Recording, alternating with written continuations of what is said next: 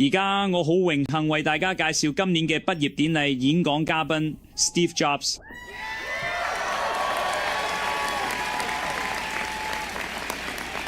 佢係 Apple 同 Pixar 動畫工作室嘅行政總裁兼聯合創辦人。自從創校以嚟，史丹福大學一直以敢於創新、勇於開拓新方向而聞名。而今日嘅演講嘉賓都非常有呢種特質。作為一位先驅同埋有遠見嘅人，佢嘅名字同埋創立嘅公司近30年嚟都等同於創新同創意嘅代表。Steve Jobs 細個喺洛斯亞圖斯長大，佢成長嘅時候啱啱就係矽谷興起嘅年代。佢仲喺讀書嘅時候就已經非正式咁去聽史丹福同 Hewlett Packard 嘅講座，仲喺 HP 做過一個暑假。高中畢業之後，佢離開加州去喺 Reed College 讀書，之後佢去咗印度旅行，仲喺 Atari 做過一陣子電子遊戲設計師。1974年返到矽谷咁耐，佢同 Steve Wozniak 一齊成為 Homebrew Computer Club 嘅常客。呢個聚會喺史丹福線性加速器中心舉行。冇幾耐，佢哋兩個就整咗 Apple I 嘅原型機出嚟。Apple I 喺嗰陣時嚟講已經算好快，可以喺大約20秒內讀寫4000字節。不過比起而家慢咗大約2萬倍。Apple II 仲快啲，但最重要係佢將彩色顯示器帶入咗家用市場。去到80年代中期， Macintosh 成為第一部真正易用嘅個人電腦。你唔使係專家都可以自己安裝、再入軟件，或者喺唔同應用程式之間轉移資料。而滑鼠就帶嚟咗點擊操作嘅方便，令到人人都可以輕鬆學識用電腦。我仲記得當時冇人見到一部同以前完全唔同嘅電腦時，個個都呆喺面上充滿驚訝。Steve 仲一齊創辦咗 Pixar 動畫工作室，佢哋用創新科技徹底改變咗電影行業，仲製作咗2套嘅奧斯卡嘅電影《反鬥奇兵》同《海底奇兵》。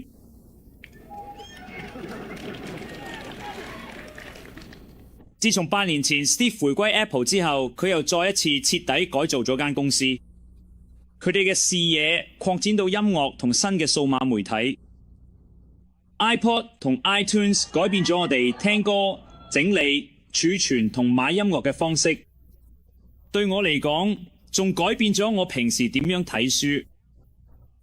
而家我哋中意嘅歌只需99蚊美仙，一啲就可以合法買到。iPhoto 同 iMovie 徹底改變咗消費者整理、剪接同展示數碼相片同影片嘅能力，將以前要幾千蚊先有啲功能帶到每一個 Mac 用家手上。Steve 仲因為佢有能力喺 Apple 入邊創造一個創新嘅環境，同時對外建立一個同樣創新嘅公司形象而廣受認同。睇下 Apple 過去30年嘅市場推廣活動就知啦。1976年有張宣傳單張，畫住艾薩克牛頓坐喺樹下，就喺蘋果跌落嚟嗰一刻，仲有個好玩嘅口號叫你咬一啖蘋果 BYTE 同 Byte 諧音，仲有一個經典嘅超級碗廣告。科技人嘅幽默感。一個經典嘅超級碗廣告話，我哋知 Macintosh 就快啲，保證我哋會明白點解1984年唔會真係好似1984年咁。去到90年代尾，我哋見到橫額同廣告牌上面有畢加索、愛因斯坦、葛拉罕同甘地，全部都叫我哋要 think different， 敢於不同。Steve Jobs 明白到創意同創新係由敢於與眾不同開始嘅。佢深信教育有改變人生嘅力量，亦都好想令世界變得更好。由 Apple 最初開始，佢已經努力同教育界合作，想將電腦帶入學校。差唔多30年嘅佢同佢哋公司一直為學校同社區提供寶貴嘅科技同支援，令唔同年齡層嘅學習者都可以更容易接觸到資訊。100幾年前 Leland Stanford 佢講述嘅對新大學嘅願景時寫過，想像力需要被悉心培養同埋好好發展，先可以確保人生嘅成功。Stanford 好清楚，技術知識只係創造同發現嘅起點。Steve Jobs 明白到電腦嘅技術層面上係一個好強大嘅工具，但佢真正嘅威力其實係可以釋放用家嘅想像力同創意。佢哋1997年接受紐約時報訪問時解釋過， Macintosh 之所以做得咁好，係因為參與開發嘅人唔單止係出色嘅電腦科學家，佢哋仲係音樂家、藝術家、詩人同歷史學家。到上年嘅秋天，有位 Business Week 記者問佢點樣管理創新，佢嘅回答看似簡單：我哋冇用嗰啲想要創造世界上最好事物嘅人。史蒂夫·喬布斯體現咗呢一所大學自114年前成立以嚟所特有嘅精神同埋創造力。我哋好高興佢今日能夠嚟到呢度。請同我一齊熱烈歡迎今年畢業典禮演講人史蒂夫·喬布斯。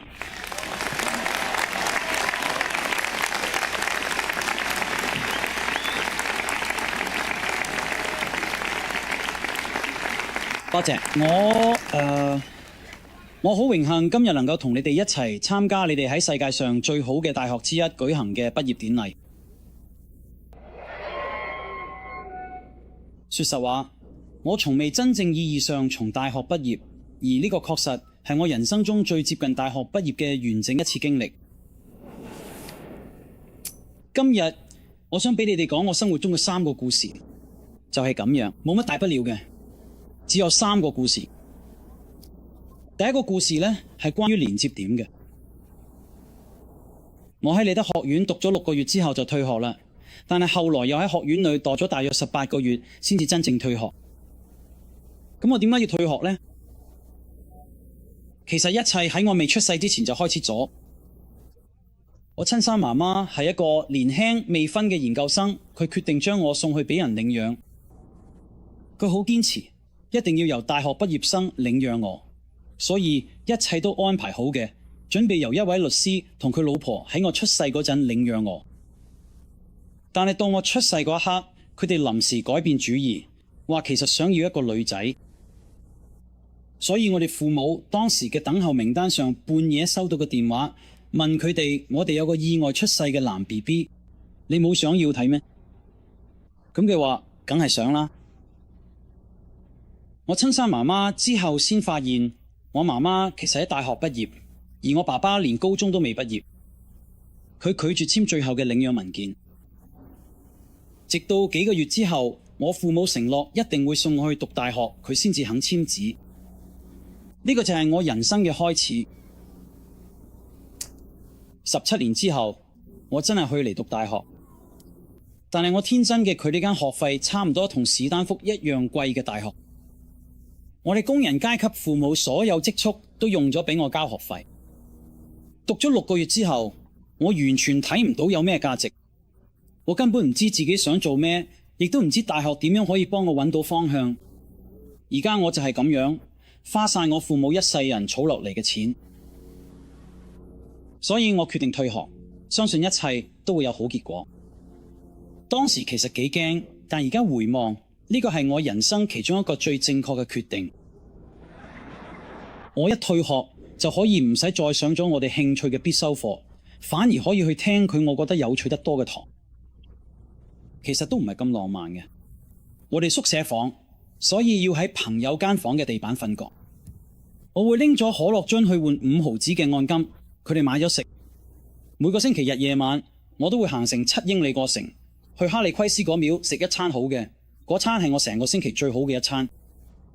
我好中意咁樣嘅生活，而好多我因為跟住好奇心同直覺去做乜嘢，之後證明佢係無價之寶。等我舉個例子俾你聽。嗰陣時 Reed College 可能係全美國最勁嘅書法教學，成個校園入邊每張海報、每個抽屜上面嘅標籤都係用手寫書法寫得靚靚仔仔。因為我已經退學，唔使上普通課，所以我決定去上書法堂，學下點樣寫得咁靚。我學識咗有關有襯線同無襯線字體，點樣調整唔同字母組合之間嘅間距，仲有咁嘅先至叫做一個出色嘅字體設計。呢啲嘅好靚，好有歷史感，藝術上又好細膩，科學係捉唔到嘅。我覺得呢啲嘢真係好吸引。呢啲嘢對我嚟講，當時一啲實際用途都冇。但係10年之後，當我哋設計第一部 Macintosh 電腦嘅時候，呢啲全部都翻晒咗我腦海。我哋將呢啲全部都設計咗入去 Mac 入邊。呢部係第一部有靚字體設計嘅電腦。如果我當年佢去聽嗰堂課呢， Mac 根本唔會有多種嘅字體或者等寬字體。而且因為 Windows 只係抄 Mac， 所以好大機會企一部個人電腦會有呢啲功能。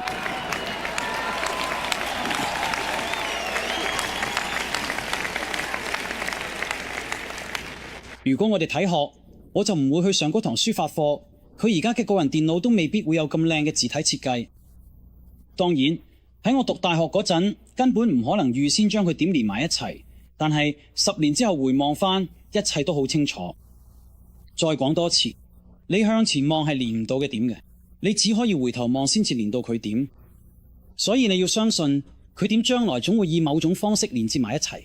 你要相信某啲嘢可以係你嘅直覺、命運、人生、因果，佢都好，因為相信佢點將來會連埋一齊，會俾你信心去跟住你嘅心走，即使有時會帶你行一條唔係咁多人行過嘅路，而呢樣嘢會令一切都唔同晒。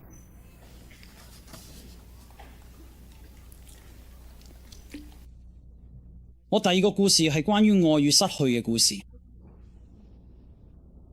我好幸運，我好早就揾到自己中意做嘢嘅。我同 Ross 20歲嗰陣喺我屋企車房度創立咗 Apple。我哋努力工作10年嚟，蘋果從一個只有我哋2個人嘅車庫小公司發展成為一家擁有4000幾名員工、價值20億美元嘅公司。1年前，我哋啱啱發佈咗我哋最出色嘅作品 Macintosh， 而我剛滿30歲，然後我就被解僱咗。你點會俾自己創辦嘅公司解僱呢？隨住蘋果公司嘅發展，我哋聘請咗一位我認為非常有才華嘅人嚟同我一齊管理公司。頭1年到呢，一切都好順利，但之後我哋對未來嘅願景開始出現分歧，最終我哋鬧翻咗。到咗嗰陣，我哋董事會支持佢哋，所以30歲嗰年我被踢出局，而且係好公開嘅被踢出局。我成年以嚟一直專注嘅事業一夜之間冇晒，真係好打擊。有幾個月我真係唔知可以做啲咩。我覺得自己辜負咗上一代嘅創業家，好似接力棒傳到我手上時，我跌咗落地。我去揾睇 David Packard 同 Bob Noyce， 試下為自己搞砸佢咁多嘢道歉。我成為咗一個好公開嘅失敗者，甚至諗過要離開矽谷。但係有冇慢慢喺我心入邊浮現？我依然好中意自己做緊嘢嘅。Apple 發生嘅事完全冇改變到呢一點。我雖然被拒絕咗，但我依然深深地愛住，所以我決定重新開始。當時我未睇得出，但原來被 Apple 炒嘅係我人生入邊發生過最好嘅事。成功帶嚟嘅沉重感變成佢重新做新手嗰種輕鬆，對所有嘅都冇咁肯定。呢件事令我可以進入人生其中一段最有創意嘅時期。佢之後嘅5年，我創立咗一間叫 Next 嘅公司，另一間叫 Pixar， 仲遇到咗一位好出色嘅女士，最後成為咗我太太。Pixar 之後製作咗全球第一部電腦動畫長片《反鬥奇兵》，而家已經係全世界最成功嘅動畫工作室。好戲劇性嘅 Apple 收購嘅 Next， 我又返咗去 Apple， 而我哋嘅 Next 開發嘅技術，依家就係 Apple 復興嘅核心。我同 Lorraine 一齊組織咗一個好美滿嘅家庭。我幾肯定，如果當初冇俾 Apple 炒嘅，呢啲事都唔會發生。嗰陣真係一劑好苦嘅藥，但我哋病人都需要食。有時人生會好似俾塊磚頭咁掟中你個頭，唔好失去信心。我深信唯一令我堅持落去嘅原因，就係我真係中意自己做緊嘢嘅。你一定要揾到自己中意嘅嘢。呢個道理無論係工作定感情都一樣啱。你嘅工作會佔據你人生好大部分，而唯一可以真正滿足自己嘅方法就係做你認為偉大嘅工作，而做到偉大工作嘅唯一方法就係要鍾意你做緊嘢嘅。如果你仲未揾到，就繼續揾，唔好將就。好似所有關於心嘅事一樣，當你揾到嗰樣嘢，你會知嘅。同一段好嘅感情一樣，隨住時間過去，佢只會越嚟越好。所以繼續揾落去，唔好將就。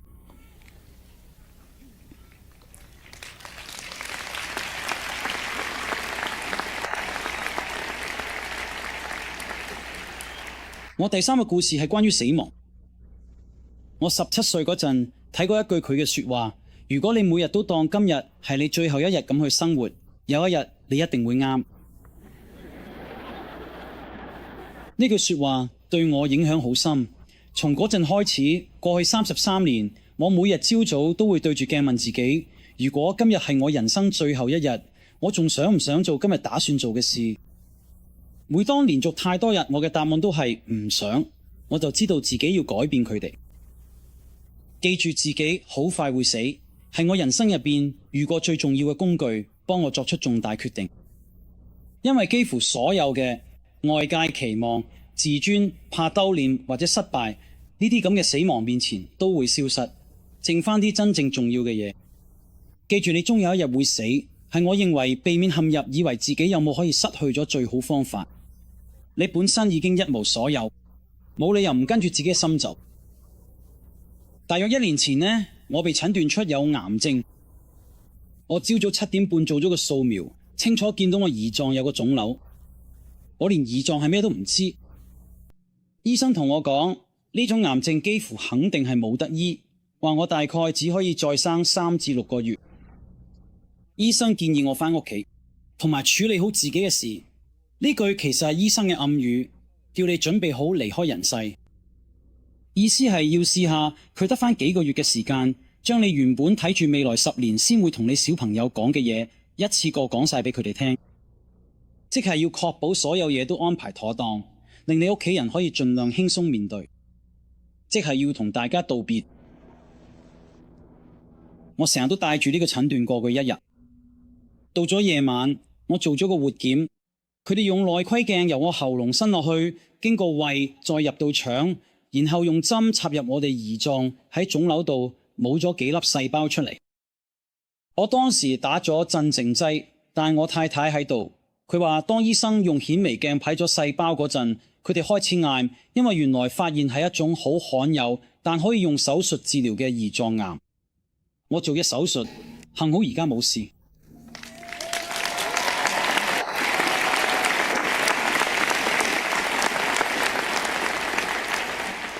呢次係我最接近死亡嘅一次，希望未來幾十年都唔會再嚟接近。經歷過之後，我而家可以比以前更加肯定嘅同你講，唔同以前死亡只係一個有用但純粹理論上嘅概念。啲人想死，就算係想上天堂嘅人都唔想為過去嗰度而死嘅。但係死亡係我哋大家都要面對嘅終點。啲人曾經逃得過死亡，而事實就應該係咁。因為死亡好大機會係生命最偉大嘅發明，死亡就係生命嘅變革推手，佢會清走舊啲，為新嘅讓路。而家所謂新嘅就係你嘅，但係有一日唔會太耐，你都會慢慢變成舊嘅，然後被清走。唔好意思講得嘢戲劇化，但呢個真係事實。你嘅時間有限，所以唔好浪費睇過第二個人嘅人生。唔好俾教條困住你，所謂教條就係活喺其他人思想嘅結果入邊。唔好俾其他人嘅意見嘈到你聽唔到自己內心嘅聲音。最重要嘅係要有勇氣跟隨你自己嘅心同直覺。佢哋其實已經知道你真正想成為咩人，其他一切都係次要。